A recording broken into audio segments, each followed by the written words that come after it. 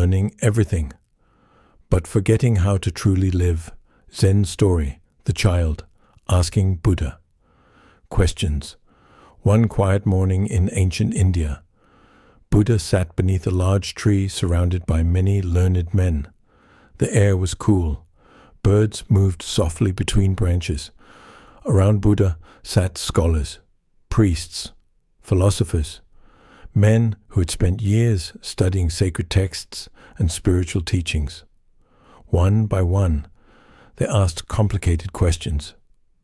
What is the true nature of the soul? How many lifetimes does enlightenment require? What exists beyond death? How does karma work? The questions sounded wise, but something inside them felt restless. Each man spoke as if trying to appear more knowledgeable than the others. Some interrupted. Some debated endlessly. Some asked questions not from wonder, but from pride. And maybe this still happens today. People argue online for hours, not to understand each other, but to win. Some memorize philosophy, psychology, or spirituality, yet still remain emotionally disconnected from life itself. Nearby, a small child had been quietly watching everything. After some time, the child slowly walked closer to Buddha. The learned men barely noticed him. To them, the child seemed unimportant beside their intellectual discussions. Then softly, the child asked, "Master, why does the sun come every morning?" Some men smiled. A few almost laughed. The question sounded too simple, too childish. But Buddha looked at the child with warmth and said, "Because the sun does not get tired of giving light. It teaches us that goodness must return every day." Even after a long night, the scholars became a little quieter. Then the child saw flowers lying near Buddha's feet. He asked, "Why do flowers fall even when they are beautiful?" Buddha picked up a fallen flower gently. "Because beauty is not meant to stay forever, little one. It comes to make the world gentle, then leaves to teach us not to hold too tightly. Something can be beautiful, even if it does not remain." The child listened carefully. Then he said, "I want a pet parrot," the child said. "But my father says I should not cage it." "I love the parrot, so why can't I have it?" Buddha watched a bird fly between branches. "If you love the parrot, love what the parrot loves. It loves the sky, trees, and freedom. Why cage one bird when many birds already visit you? Give them water, food, and kindness. Smile when they fly free." The child became silent. Even the learned men looked down. Because many of them had done the same thing in life. They called it love. But often it was control. They called it care. But often it was possession. The child nodded slowly. Then he looked around at the serious faces of the scholars. Why do grown-ups always look serious? For the first time, some of the learned men stopped smiling. Buddha looked at them kindly and said, "Because grown-ups collect worries and forget to collect wonder. They learn many answers, but forget how to ask simple questions. They count problems, but forget to notice clouds. They become serious not because life demands it, but because they forget how to be alive." A deep silence spread beneath the tree. Then the child lowered his voice. "Why do ghosts come after sunset?" Some men laughed again, but Buddha did not laugh. He looked at the darkening edge of the forest and said, "At night, the eyes see less. So the mind begins to paint pictures. In daylight, the world keeps us busy. But in darkness, our fears begin to speak. Some ghosts may live in stories, but many ghosts live inside a frightened mind."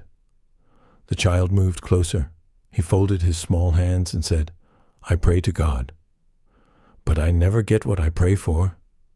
Buddha's face became soft. He said, "Prayer is not always a shop where we ask and receive. Prayer is a lamp. It may not give you everything you want, but it can help you see what you truly need. And sometimes, what we do not receive protects us from what we do not yet understand." The scholars were no longer restless. No one interrupted. No one argued. The child's simple questions had entered places their clever arguments could not reach. Then the child's voice became sad. "My mother cried when my grandfather died." "Why did she cry?" Buddha's eyes softened. Buddha looked at the child kindly and said, "Your mother cried because she loved your grandfather very much. When someone we love is no longer with us, the heart feels empty. Tears come because the heart misses them. Your mother was not weak. She was only showing how much love was inside her." The child listened quietly.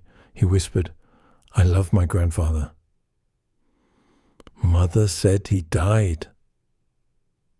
When will he come back?" The whole gathering became still. Even the leaves seemed to stop moving. Buddha placed his hand gently on the child's head. "Your grandfather may not come back in the same body, little one. But love does not vanish like smoke. He comes back when you speak gently like him. He comes back when the good he gave continues through you." The child looked down quietly. He did not fully understand death, but he understood kindness. And sometimes that is enough for the heart to begin healing. The learned men sat in silence. They had brought questions about the soul, karma, death, and enlightenment. But the child had brought life itself: sunlight, flowers, birds, fear, prayer, tears, loss, love. And maybe this is where true wisdom actually begins. Not in sounding intelligent, not in collecting endless information, but in learning how to truly see life again. Because modern humans often know many things, yet understand very little deeply. People can explain psychology, yet still cannot sit peacefully with their own loneliness. People discuss spirituality online, yet become angry over small disagreements. People endlessly consume information, while slowly losing wonder itself. And perhaps the mind becomes heavy when everything turns into performance. Performance of intelligence, performance of success, performance of spirituality. Even conversations become competition. Who knows more? Who sounds wiser? Who appears more advanced? But children often see something adults quietly lose: presence, curiosity, directness. A child watches rain without needing to explain it, laughs fully, cries honestly, asks simple questions without shame. The learned men brought complicated questions, but the child brought living questions. And Buddha showed them something timeless. Wisdom does not always begin with intelligence. Sometimes it begins the moment the ego becomes quiet enough to wonder again. Stop scrolling. Start living.